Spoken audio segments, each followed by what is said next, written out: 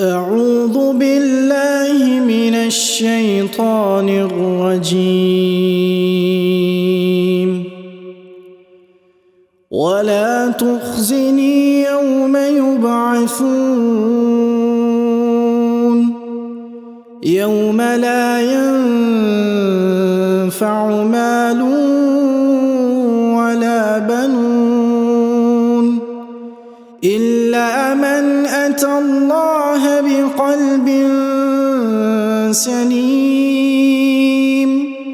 وأزلفت الجنة للمتقين وبرزت الجحيم للغاوين وقيل لهم أين ما كنتم تعبدون من دون الله هل ينصرونكم أو ينتصرون فكبكبوا فيها هم والغاوون وجنود إبليس أجمعون قالوا وهم فيها يختصمون